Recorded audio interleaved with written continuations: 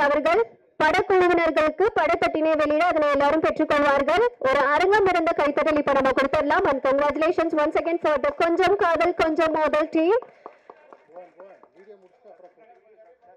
March 14th ஜாம்பவானுங்களாம் உட்காந்துருக்காங்க. ரொம்ப நன்றி வந்ததுக்கு. தேங்க்யூ. எல்லோருக்கும் வணக்கம். நான் கொஞ்சம் ஸ்பீடாக ஷார்ட்டாக முடிச்சுக்கிறேன். இந்த படத்தினுடைய தேங்க்யூம்மா. தயாரிப்பாளர் சாரை பற்றி சொல்லணும். விஎஸ் மாணிக்கம் சார் அவர்கள். அதாவது சினிமாவை அவ்வளோ நேசித்து காதலோட படம் எடுக்கணும்னு சென்னையில் இறங்கி இன்றைக்கி அழகான படங்களை எடுத்து அற்புதம் பல பேருக்கு வேலை வாய்ப்பு கொடுத்துட்ருக்காரு. சினிமா காட்டுற சில அனுபவத்தில் பல பேர் ஓடி போயிடுவாங்க. ஆனால் இவர் நின்று பேசி ஜெயிப்பார் கண்டிப்பாக. அந்த விதத்தில் விஎஸ் மாணிக்கம் சாருக்கு என்னுடைய பாராட்டுக்கள். அடுத்தது படத்தின் இயக்குனர் கே ரங்கராஜ் சார். அற்புதமான பல படங்களை நினைவே ஒரு சங்கீதம், உயிரை உனக்காக, பாடி நிலாவின்னு பாடல்களும் நல்ல கதையம்சமும் உள்ள அற்புதமான படங்களை எடுத்து கொடுத்த ஒரு அருமையான ஒரு டைரக்டர், அனுபவம் வாய்ந்த ஒரு டைரக்டர். ஒரு லாங் பேக் அப்புறம் திருப்பி வந்து ஒரு படம் எடுக்கிறாரு. ஸோ இவர் எடுக்கிற விதத்தை, இவர் வேலை செய்கிற விதத்தை பார்த்தா வயசுங்கிறது ஒரு மேட்டரே இல்லை அப்படிங்கிற மாதிரியான விஷயம் தெரியுது. அது அந்த அளவுக்கு எனர்ஜியோட ஒரு ஸ்பாட்டில் அவர் வேலை செய்கிறத பார்த்தா நம்ம இந்த வயசில் இதெல்லாம் பத்தலை அப்படிங்கிற மாதிரியான ஒரு அனுபவம் கிடச்சிது. அருமையாக பயங்கரமாக என்கரேஜ் பண்ணுறதாகட்டும், அவர் ஸ்பாட்டில் என்னுடைய விஷயங்கள் சொல்லும்போது பொறுமையாக கேட்குறதாகட்டும், அவர் வேலை செய்கிற விதமே அவ்வளோ பிடிச்சிருந்தது. எனக்கு தெரிஞ்சு இந்த படம் ஜெயிக்கிற பட்சத்தில் இவரோட காலத்தில் சமகாலத்தில் வாழ்ந்த இயக்குனர்கள்லாம் நம்மளும் படம் பண்ண ஆரம்பிச்சிடலாம் போல இருக்கேன்னு சொல்லி தட்டி எழும்புறதுக்கான வாய்ப்புகள் அப்படி இருக்குது. அவ்வளோ அனுபவமிக்க டைரக்டர் நான் நடித்தது ரொம்ப சந்தோஷமாக இருக்குது. அடுத்தது இந்த படத்துக்கு அழகான ஒளிப்பதவி தந்த தாமோதரன் சார், அற்புதமாக எடிட் பண்ண என்னுடைய நண்பர் கே, நல்ல லவ்வபிள் சாங்கை கொடுத்துருக்கிற சுந்தர் சார், எல்லாம் ஜோராக பணியாற்றிருக்காங்க. அதுக்கப்புறம் படத்தில் இருக்கிற ஆர்டிஸ்ட்டை பார்த்தீங்கன்னா எவர் கிரீன் ஒரு சாக்லேட் பை இமேஜ்லேயே இருக்கக்கூடிய ஸ்ரீகாந்த் சார். அவர் பிப்ரவரி 29 பிறந்திருப்பாரான்னு இல்லை, 4 வருஷத்துக்கு ஒரு தடவை பர்த்டே கொண்டு வர பொழுது மெல்லமாக ஏஜ் ஆகுது அவளுக்கு. ஏதோ ரோஜா கூட்டம் படம் பண்ணதுக்கப்புறம் இந்த படம் பண்ண மாதிரியே இருக்குது. அந்த அளவுக்கு எப்போவுமே இளமையாக இருக்கார். ஷூட்டிங் ஸ்பாட்டில் ஜாலியாக இருக்கும். பூஜிதா மேம்.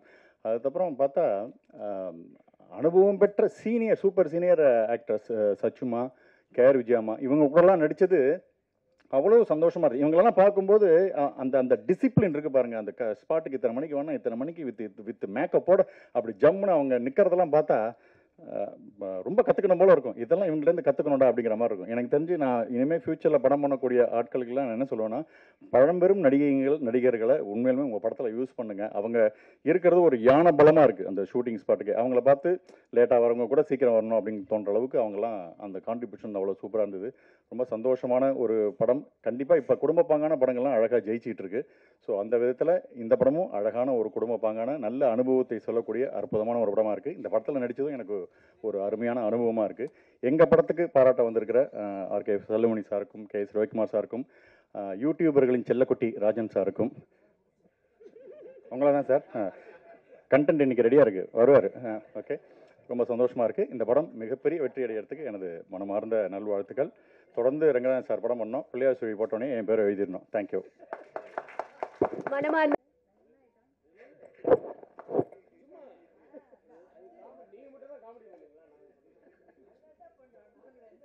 மேம் சாரோட டயலாக் இங்கே நீங்கள் சொல்லலாம். வயசானால இன்னும் உங்கள் ஸ்டைல் அழகு மாறவே இல்லைல்ல?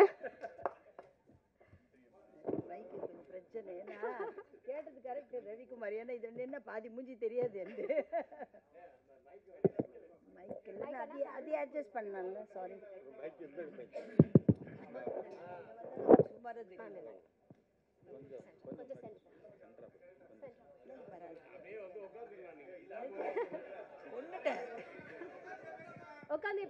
வேண்டாம்ப்பா, வேண்டாம்.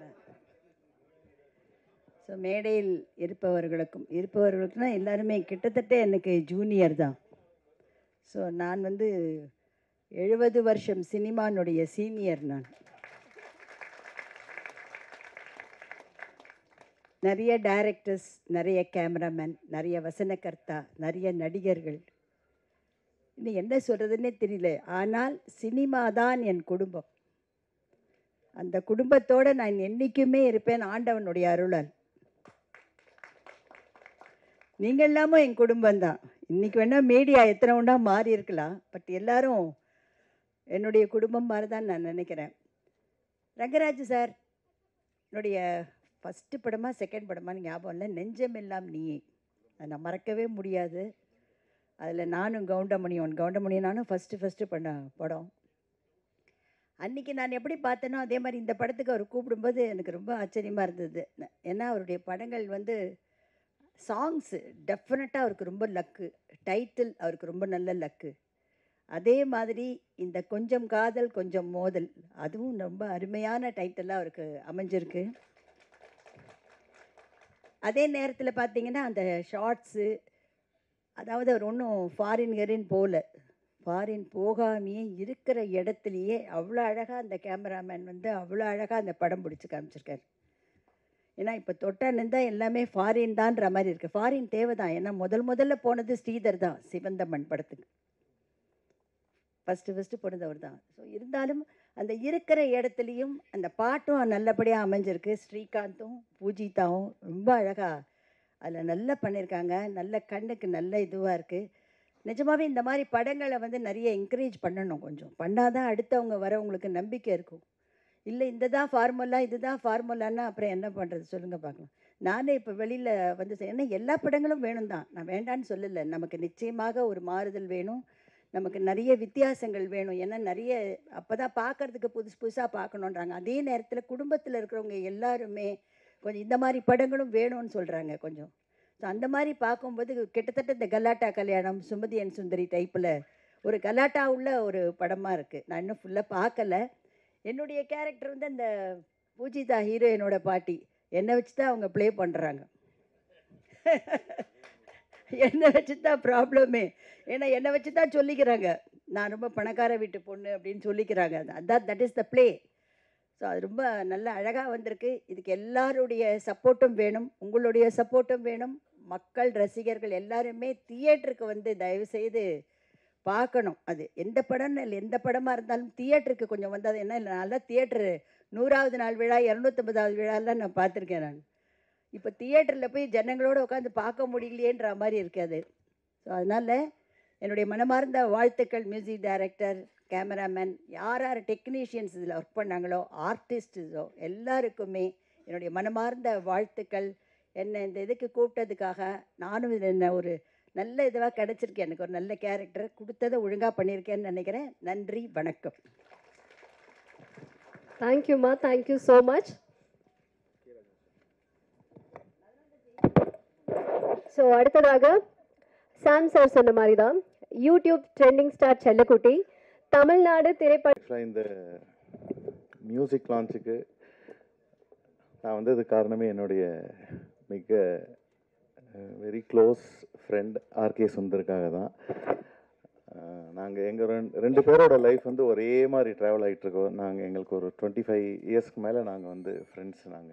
ஸோ ரெண்டு பேரோட கேரியரும் ஒரே மாதிரி நாங்கள் ஸ்டார்ட் பண்ணுறோம். ஒரே மாதிரி கம்ப்யூட்டர் வாங்குவோம், ஒரே மாதிரி ஸ்டுடியோ செட் பண்ணுவோம், ஒரே மாதிரி வீடு வாங்கினோம், மேரேஜும் ஒரே டைமில் பண்ணோம். அந்த மாதிரி நானும் அவரும் ஃப்ரெண்டு இல்லை, ரொம்ப வெரி க்ளோஸ். அதுக்கும் மேலேன்னு சொன்னால் அதுதான் என்னுடைய ஆர்கே சுந்தருக்காக. இந்த படம் வந்து அவர் கரெக்டாக டைரக்டர் கே ரங்கராஜ் சாரோட இணைஞ்சது எனக்கு ரொம்ப சந்தோஷம். ஏன்னா அவர் ஒரு ராசியான ஒரு டைரக்டர். அவர் மூவியில் வந்து சாங்ஸ் எல்லாமே பயங்கர ஹிட்டு. நான் என்னோட சின்ன வயசில் நான் ஸ்கூல் படிக்கும்போது அங்கே மூலக்கடையில் பிருந்தா தியேட்டர்னு ஒரு தியேட்டர், அது வந்து ஃபஸ்ட்டு அப்போ தான் ஓப்பன் பண்ணுறாங்க. ஓப்பன் பண்ணும்போது ஃபஸ்ட்டு மூவி வந்து உதயகீதம் தான் அங்கே ஸ்க்ரீன் பண்ணாங்க. உதயகீதம் அண்ட் நான் சிகப்பு மனிதன். அப்போ இந்த மூவி வந்து ஆக்சுவலாக ஒரு 1 இயர் வந்து அந்த தேட்டரில் இருந்துகிட்டே இருந்துச்சு. நாங்கள் அவ்வளோ பெரிய பிளாக் பஸ்டர் மூவி. நாங்கள் போய் நிறைய வாட்டி போய் அந்த படத்தை அடிக்கடி பார்ப்போம். ஏன்னா அந்த தேட்டரோட ஸ்மெல்லாம் ரொம்ப சூப்பராக இருக்கும். அதுவும் அந்த பாடநிலாவே பாட்டுக்காகவே அந்த இசைஞானியோட, நாங்களாம் ஒரு இசைஞானி வெறியர்கள். ஸோ இந்த மூவியை அத்தனை வாட்டி பார்த்துருக்கோம். ஸோ அவரோட மூவியில் வந்து சுந்தர் வந்து ஜாயின் பண்ணது அதே மாதிரி மிகப்பெரிய வெற்றி அடைகிறதுக்கு என்னுடைய மனமார்ந்த வாழ்த்துக்கள். ரீசெண்டாக மரகத ராஜா வந்து ஒரு 12 இயர்ஸ் கழித்து ரிலீஸ் ஆனாலும் எப்படி எதிர்பாராமல் எல்லா ஆடியன்ஸுக்கும் ரொம்ப பிடிச்சதோ ஒரு ஃபேமிலி என்டர்டெய்னராக, அதே மாதிரி இந்த மூவியும் வந்து கண்டிப்பாக எல்லாருக்கும் பிடிக்கும் நம்புகிறேன். அதே மாதிரி கேமராமேன் தாமு சாருக்கும் என்னுடைய மனமார்ந்த வாழ்த்துக்கள். ரொம்ப வருஷம் நண்பர். பாடலாசிரியர் காதல் மதிக்கும் என்னுடைய வாழ்த்துக்கள். இந்த படத்தில் பாடல்லாம் எழுதியிருக்காரு, என்னோட நிறையா வந்து ஒர்க் பண்ணியிருக்காரு. ஸோ அவருக்கும் என்னோட வாழ்த்துக்கள், இந்த ஹோல் டீமுக்கும் என்னுடைய வாழ்த்துக்கள். எல்லாருக்கும் வணக்கம்ங்க. நீங்கள் எல்லாம் ஒத்து பார்க்குறத பார்த்தா நான் என்னமோ இங்கே வந்து பாம்பு புத்துக்குள்ளே கைவிட்டு பாம்பு பிடிக்கிறதுக்கு வந்த மாதிரி பார்க்குறீங்க. இதெல்லாம் பாம்பு பிடிக்கிற நேரம் இல்லைங்கன்னா, கொஞ்சம் காதல் கொஞ்சம் மோதல், இது என் லைஃப் ஸ்டைல் டைட்டில். பொதுவாக வந்து காதலுக்கு அப்புறம் வர்ற மோதல் இருக்குது பார்த்தீங்களா, அது நிலைக்காது, அது எப்பவுமே ப்ராப்ளம் தான். ஆனால் மோதல் ஆயிட்டு அதுக்கப்புறம் வருது பாருங்களா காதல், அந்த காதல் மட்டும்தான் ஜெயிக்கும். இது உண்மை. நான் லவ் மேரேஜ் பண்ணோம் தான். முதல்ல எனக்கும் என் மிஸ்ஸஸுக்கும் முதல்ல மோதல் தான், அப்புறம்தான் காதல். எதுக்காக சொல்கிறேன்னா, வாழ்க்கையுடைய அனுபவங்கள் தான் அது. ஸோ மோதலில் வரும் காதல் என்றைக்குமே ஜெயிக்கும், அதில் எந்த சந்தேகமே கிடையாது. காதலிச்சுட்டு மோதல் வந்ததுன்னா அது பிரிஞ்சு தான் போகும். இந்த இடத்துல நான் வந்து ரவிக்குமார் கிளம்பி போயிட்டாரு. இந்த இடத்துல நான் ஒரு நடிகனாக உங்கள் முன்னாடி வந்து பேசிகிட்டு இருக்கேன் அப்படின்னா அதுக்கு காரணம் வந்து கே.எஸ். ரவிக்குமார் அவர்கள். ஒரு நடிகனாக என்னை பிரபலப்படுத்தியதுக்கு 2 பேருக்கு நான் வந்து தேங்க்ஸ் சொல்லணும். ஒன்று சூப்பர் ஸ்டார் ரஜினிகாந்த் அவர்கள், அடுத்து கே.எஸ். ரவிக்குமார் அவர்கள். படையப்பா தான் எனக்கு வந்து வாழ்வு கொடுத்தது. ஒரு நடிகனாக என்னையும் இந்த படத்தில் வந்து நடிக்கணும்னு சொல்லி கூப்பிட்டாரு ரங்கராஜ் சார். ரங்கராஜ் சாரெல்லாம் நான் வந்து அப்போவே கோவை தம்பி ஆஃபீஸ்லலாம் அப்போல்லாம் மீட் பண்ணுவோம். அப்போல்லாம் எப்படின்னு பார்த்தீங்கன்னா, யூனிட்டில் எந்த இயக்குனராகட்டும் எல்லாருமே பிரசாத் ஸ்டுடியோ, ஏவிஎம்மில், ஜெமினியில் இங்கேயே மீட் பண்ணுவோம். அந்த மாதிரி காலமெல்லாம் இப்போ போச்சு. ஷூட்டிங் எங்கே நடக்குதுன்னு தெரிய மாட்டேங்குது. ஆர்கே செல்வமணி சார், அவரை பற்றி நான்லாம் சொல்ல வேண்டியதில்லை. ஒரு கடின உழைப்பாளி. திரைப்படத்துறைக்காகவே இன்னைக்கு வரைக்கும் அவர் டைரக்ட் பண்ணுறாரோ இல்லையோ, ஆனால் ஹோல் சினிமா இண்டஸ்ட்ரியை, அது தமிழ் சினிமா இண்டஸ்ட்ரி காப்பாற்றிட்டு இருக்காரு. அது மட்டும் உண்மை. அதற்காக போராடுவது இது பெரிய போராட்டம், அதெல்லாம் விளையாட்டல்ல. ஒரு தலைமை ஏற்று இத்தனாயிரம் பேருக்கு வாழ்வு கொடுத்துருக்காங்கன்னா செல்வமணி அவர்கள் இந்த நேரத்தில் பாராட்டணும். ரங்கராஜ் சாரை பற்றி சொல்லவே வேணும். அன்னைக்கு பார்த்த மாதிரியே தான், ரொம்ப ஸ்ட்ரிக்ட்டு, ஸ்ட்ரெயிட் ஃபார்வர்டு. ஒரு ஷாட் வந்து கொஞ்சம் தப்பாக பண்ணாலும் கூட ஒரு கோபம் வரும், உண்மையிலே கோபம் வரும். அதுக்கு ரீசன் என்னென்னா, சொன்னது என்ன நீ என்னையா செய்கிற மாதிரியே இருப்பார். ஆனால் அதுக்கு காரணம் இருக்குது. ஏன்னா ஒரு சீன் எடுக்கும்பொழுது நல்லா வரணும். இந்த படத்தில் வந்து நான் என்ன கேரக்டர் பண்ணேன்னு நான் கொஞ்ச நேரம் யோசிச்சு பார்த்தேன் உண்மையிலேயே. இன்றைக்கி ஃபங்க்ஷனுக்கு கூப்பிடும்போது அப்புறம் யோசிச்சா அப்புறம் ரீகலெக்ட் ஆச்சு. ஒரு குடிச்சு போட்டு ஒரு லொல்லெல்லாம் பண்ணுற கேரக்டரு. நளினின்னு தான் என்னுடைய ஒய்ஃபாக ஆக்ட் பண்ணியிருப்பாங்க. என்ன ஏன் போட்டாருன்னு எனக்கு தெரியல ஒரு டைரக்டர். ஏன்னா எப்பவுமே இந்த மிரட்டுற வீட்டில் வந்து ஒய்ஃபு மிரட்டி புருஷங்கார சரண்டர் ஆகான்னா புருஷன் ஒல்லியாக இருப்பான், ஒய்ஃப் வந்து நல்லா தடியாக இருப்பாங்க. ஒருவேளை அந்த மேட்சிங்கில் போட்டதில்லை. பட் நளினி மேடம் வந்து இதில் நல்லா பண்ணியிருந்தாங்க. ஸ்ரீகாந்த் அவர்களை பற்றி சொல்லவே வேணாம். இப்போ இந்த மத்தியானம் நான் வந்து டிவி பார்த்துட்டு இருக்கும்போது நண்பன் படம் ஓடிட்டு இருந்தது. அப்படியே மனுஷன் உட்காந்துருக்காருங்க. அதே மாதிரி கொஞ்சம் கூட மாறுதலே இல்லை. இதெல்லாம் வந்து காடு கிஃப்ட். அவர் தன்னுடைய உடலை வந்து நல்ல பக்குவமாக நம்ம இதாக ஒரு நல்லா எக்ஸசைஸ் எல்லாம் பண்ண கரெக்டாக இருக்கார். பட்டு ஒரே ஒரு விஷயத்தை சொல்லிக்கிறேன். இந்த கொஞ்சம் காதல் கொஞ்சம் மோதல் படம் நிச்சயமாக வெற்றி பெறும். காரணம், இந்த பார்த்த ட்ரெய்லர். எப்படின்னா, இந்த படத்தோடைய ஃபோட்டோகிராஃபி தாமோதரனுக்கு வந்து ரொம்ப ஒரு தேங்க்ஸ் சொல்லணும். நல்ல சூப்பர் ஃபோட்டோகிராஃபி. இரண்டாவது, இந்த படத்தில் நடித்த எல்லாருமே சாம்ஸ் எல்லாம் வந்து கேட்கவே வேணாம். இங்கே மைக்கை பிடிச்சி என்ன லொல்லு பேசிட்டு இருந்தாரோ அதே தான் ஷூட்டிங்கில், அதே தான். ரமேஷ் கண்ணாவும் அப்படி தான். ஸோ இந்த யூனிட்டை பொறுத்த வரைக்கும் எல்லா நடிகைகளும் சூப்பராக பண்ணியிருக்காங்க. ஹீரோயின் நல்லா சூப்பராக பண்ணியிருக்காங்க. இயக்குனர் அவருடைய கடமையை நல்லா செஞ்சுருக்கார். அதை விட அவர் வந்து ஒரு மாபெரும் வெற்றி இயக்குனர். ஒரு இடைவேளைக்கு பிறகு மீண்டும் என்ட்ரி கொடுத்துருக்காருன்னா அதுக்கு ஒரே ரீசன் சொல்கிறேன். தமிழ் திரைப்படங்கள், இந்த கலைத்துறை இந்த ஆண்டு மிக சிறப்பாக இருக்கும். அதுக்கு காரணம், நீங்கள் ஜோசியத்தை நம்புறீங்களோ இல்லையோ, நான் ஜோசியம்லாம் படித்தவன், அதனால் நான் சொல்கிறேன். ராகு கேது பயிற்சி, குரு பயிற்சி, சனி பயிற்சி தமிழ் திரை உலகத்தை மீண்டும் இமயமலை உயர்த்தும். அது எந்த படம் வந்தாலும் நல்லா போகும். நம்மளுடைய திரைக்கலைஞர்கள் அத்தனை பேருமே மறுபடியும் ஒரு ரவுண்டு கட்டுவாங்க, சூப்பராக ஹிட் அடிப்பாங்க. அதே போல் இந்த படமும் மாபெரும் வெற்றி அடைய எல்லாம் வல்ல இறைவனை வேண்டி விடைபெறுகிறேன். நன்றி, வணக்கம். அனைவருக்கும் வணக்கம். கே ரங்கராஜ் சார் அவரோட டைரக்ஷனில் இந்த படத்துக்கு இசையமைக்கிறதுல எனக்கு ரொம்ப ரொம்ப சந்தோஷம். அந்த வாய்ப்பு எனக்கு ஏற்படுத்தி கொடுத்த தாமோதரன் சார், அவர் என்னோடய ஃப்ரெண்டு. ரொம்ப வருஷமாக நாங்கள் டிவி ஷோஸ்லாம் நாங்கள் பண்ணிகிட்டு இருக்கும்போது அவர் கேமராமேன் இருப்பார், நான் கீபோர்டாக இருப்பேன். அப்போலேருந்து அவருக்கு கிட்டத்தட்ட 20-25 வருஷம் பழக்கம். ஸோ நான் படங்கள்லாம் பண்ணிவிட்டு இடையில பிரேக் ஆகிட்டு நான் ஒரு டெக்னீஷியனாக ஒர்க் பண்ண ஆரம்பிச்சிட்டேன். நிறையா படங்களுக்கு சவுண்ட் இன்ஜினியராக ஒர்க் பண்ணியிருக்கேன். கரண்ட்லியும் ஒர்க் பண்ணிகிட்ருக்கேன் நிறைய மியூசிக் டைரக்டர்ஸ்க்கு. கம்போசராக நான் ஒர்க் பண்ணுறதுக்கு ஒரு கேப் ஆகிடுச்சு. அப்போ அவர் கூப்பிட்டு எனக்கு இந்த வாய்ப்பை கொடுத்தாரு. அவருக்கு நான் இந்த நேரத்தில் ரொம்ப நன்றியை தெரிவிச்சுக்கிறேன். அப்புறம் எனக்காக இன்றைக்கி வந்திருந்த இளையராஜா சாரோட கிட்டாரிஸ்ட் சதா சார், அப்புறம் சத்யா, அவங்க எல்லாருக்குமே என்னோட நன்றி.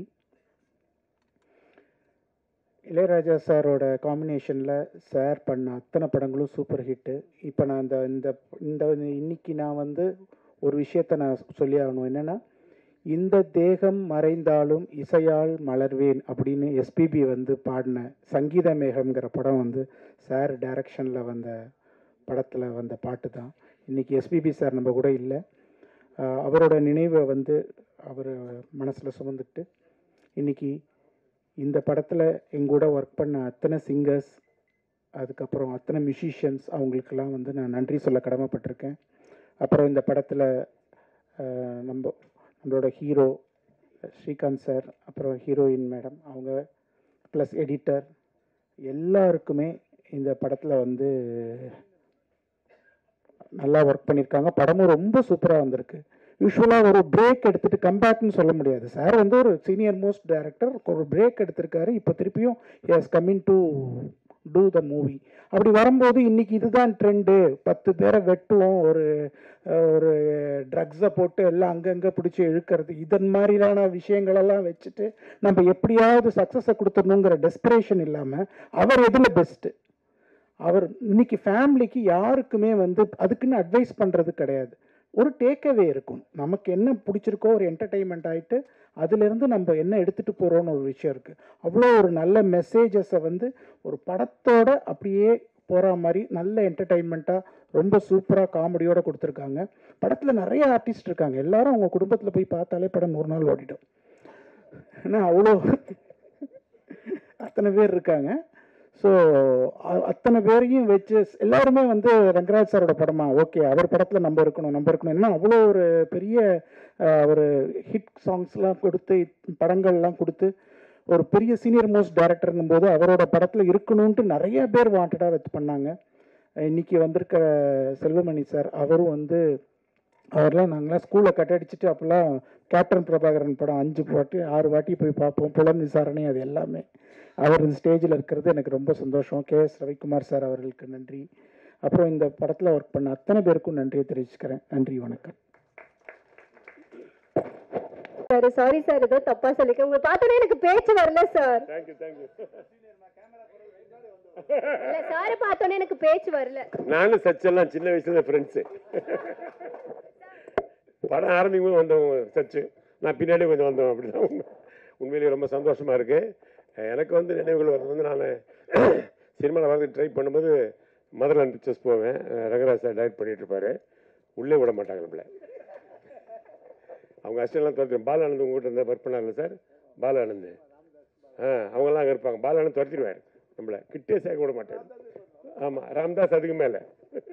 அதனால் பரவாயில்ல, கடைசியில் எப்படியோ சுற்றி நமக்கு ரங்கராஜ் சார் படத்தில் நடிக்கிறது ஒரு வாய்ப்பு கிடைச்சதுக்கு ரொம்ப சந்தோஷமாக இருக்குது. ரொம்ப தேங்க்யூ சார். அது ஏன்னா வாழ்க்கையில் நடக்காத ஒரு விஷயம் அது இல்லையா. ரொம்ப முயற்சி பண்ணேன் அந்த காலத்தில். அதுமாதிரி நிறைய படங்கள் ரவிக்குமார் சொல்லுவார்ல, எடுத்த படம்லாம் ஓடாதுன்னு, அது மாதிரி எனக்கு எல்லா படமும் ஓடாது. எந்த படத்தையும் பூஜையில் நின்றுடும் பாதியிலேயே. அது கூட பரவாயில்ல. பெரிய குடும்பம் ஒரு படம் வசனம் எழுதினேன், நம்ம ஜோக்கு சொல்கிறேன் நான். அந்த படம் டைரக்ட் பண்ண சொன்னாங்க producer Gemini colour fill laboratory.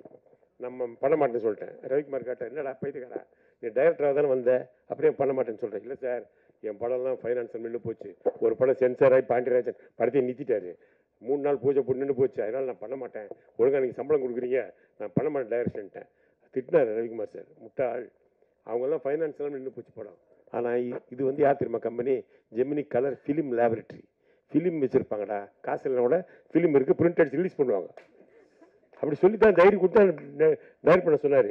எனக்கு ரொம்ப சரி, அதுவும் டைரக்ட் சொல்கிற கருத்து தானே ரவிக்குமார் சொல்கிறாங்க. ஒரு சந்தோஷமாக போய் டைரக்ட்லாம் பண்ணலான்னு டிஸ்கஷன்லாம் பண்ணி ஜெயராம் மீனாங்க அட்வான்ஸ் கொடுத்து மணிவண்ணன் விவேக்கெல்லாம் அட்வான்ஸ் முதல் நாள் ஷூட்டிங் ஒரு 3 ஷாட் எடுத்திருப்பேன். ஒருத்தவன் தான் ஷூட்டிங்கை ஸ்டாப் பண்ணுறான்ட்டான். என்னடா பெப்சி பிரச்சனையான்னு கேட்டேன். அதெல்லாம் ஒன்றும் இல்லை சார், ஃபிலிம் இல்லைன்ட்டு போயிட்டான். இது யாராவது கேள்விப்பட்டுக்க அது மாதிரி. அப்போ மணிவண்ணன் சார் சொல்கிறாரு, ரமேஷ் கண்ணா ஃபிலிம் கம்பெனிலேயே ஃபிலிம் இல்லைன்னா நீ எல்லாம் எப்போரா டைரக்டர் ஆகு. அதான் உண்மை.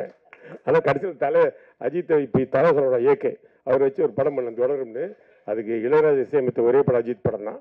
அதாவது சினிமாவில் நீ சினிமாவை நம்பி உழைச்சா நிச்சயமாக சினிமா ஒன்று கை கொடுக்கும், அது மாற்று கருத்தே கிடையாது.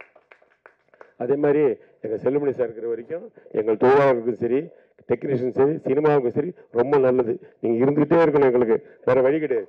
ஏன்னா படைப்பாளர் தான் அவர் ஆரம்பித்தார் இந்த தொழிலை. இப்போ அவர் அதனால் படங்கள் வரைய பண்ண முடியல பாவம்.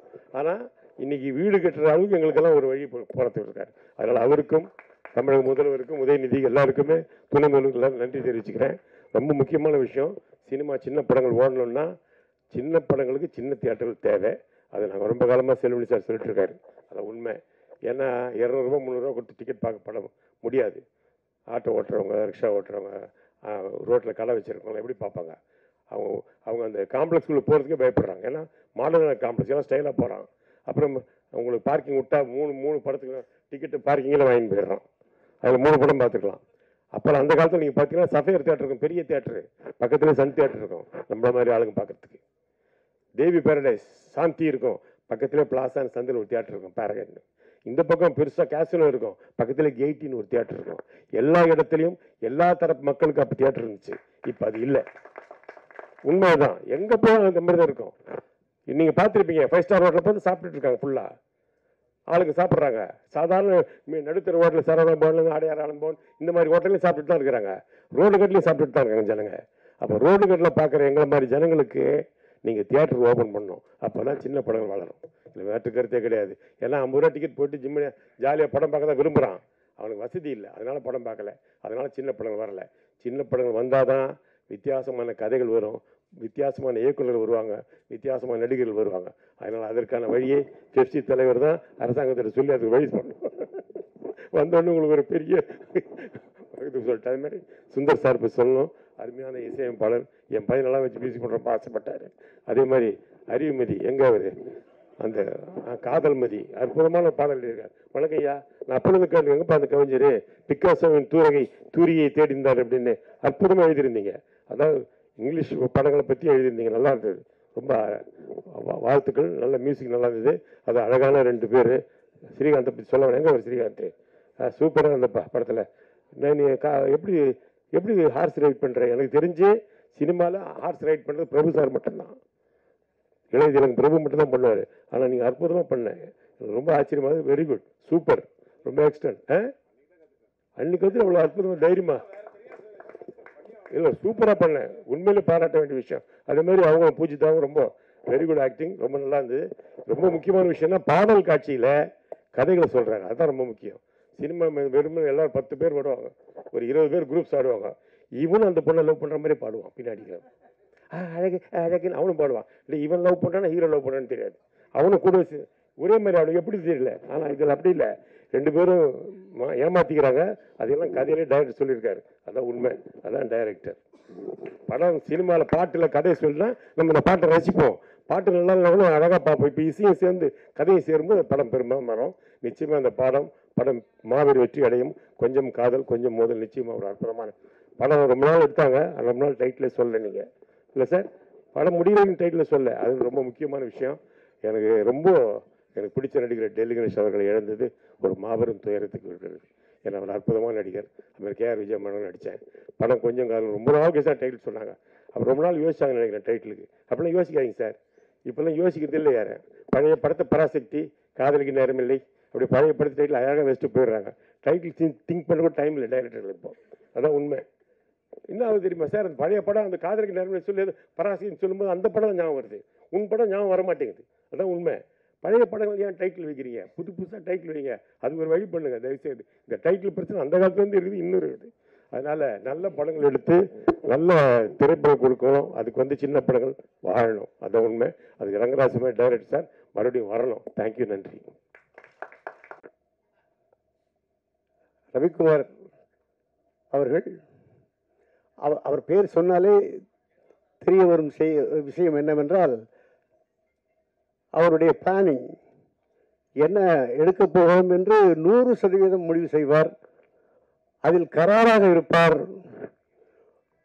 அதிலும் கோவப்பட தயங்க மாட்டார். அந்த வேலை சரியாக நடக்க வேண்டும் என்ற காரணத்திற்காக.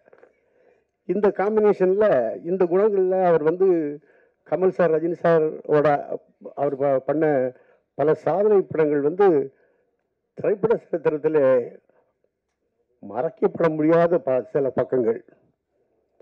அவருக்கு கோபம் தான் பலம்னா, இன்னொருத்தருக்கு கோபமே பட தெரியாது. அவர் தான் செல்வமணி. அதாவது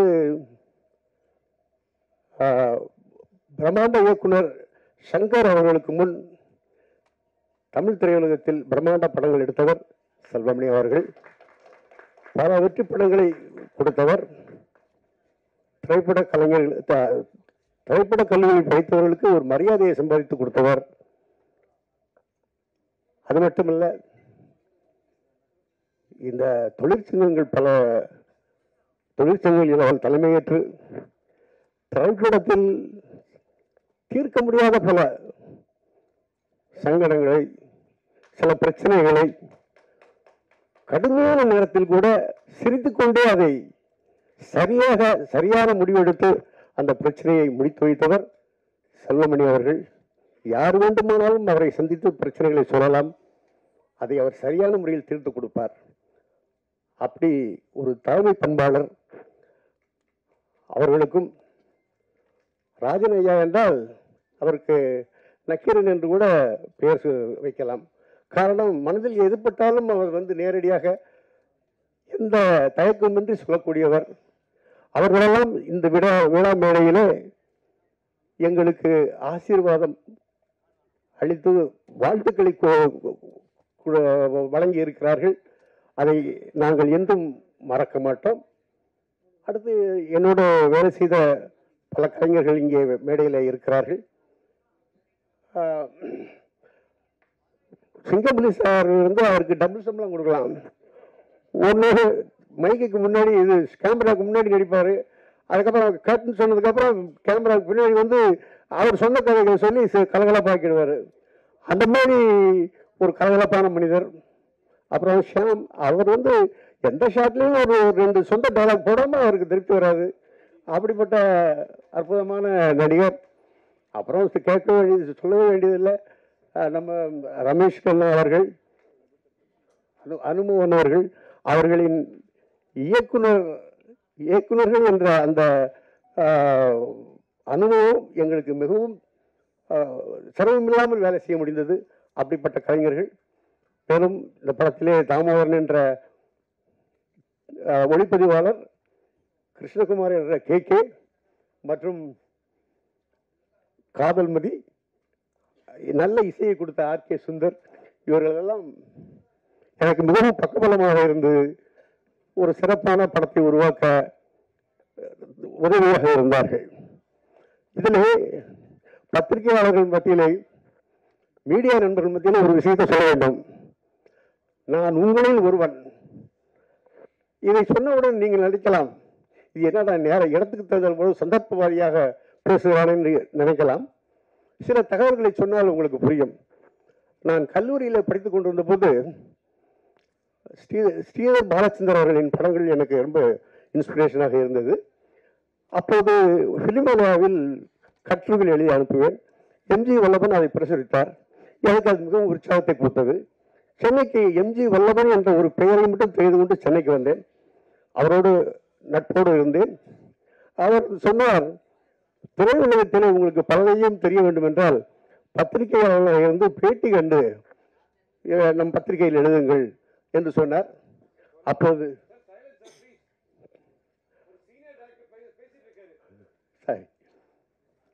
அப்போது பல கட்டுரைகள் அதில் பிரசுரமானது. பத்திரிகையாளராக நான் அதில் பணியாற்றிக் கொண்டிருந்தேன் ஃப்ரீலான்சராக. அப்புறம் அதில் கூட மௌனம் என்று ஒரு கதையை பிரசுரித்தார், என்னுடைய கதையை. அது கேசி ஃபிலிம்ஸ் அவர்கள் முதலிரவு என்ற பேரில் எடுத்தார். அப்புறம் 16 வயதிலே படத்தை பற்றி ஒரு ரைட்டப் எழுதினேன். அதை பார்த்த பாரதிராஜா அவர்கள் யார் இந்த பையன் என்று கேட்டிருக்கிறார்.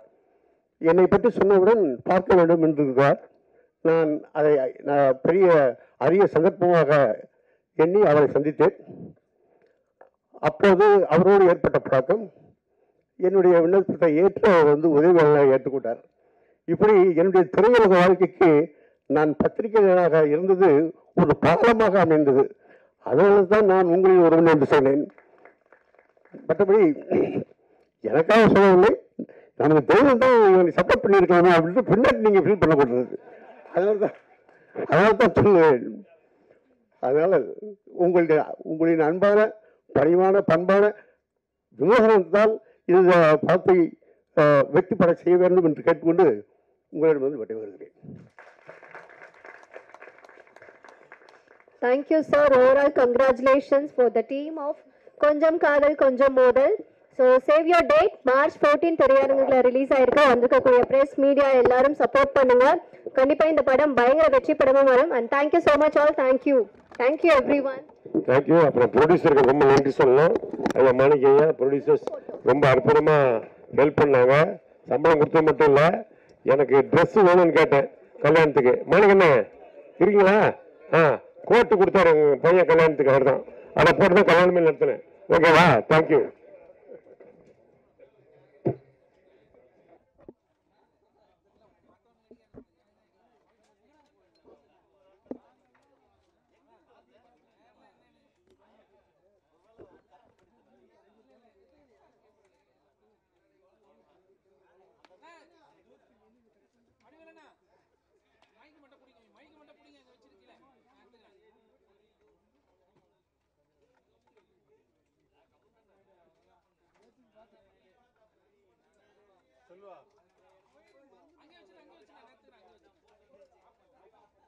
வேலை வைக்கிறோம்.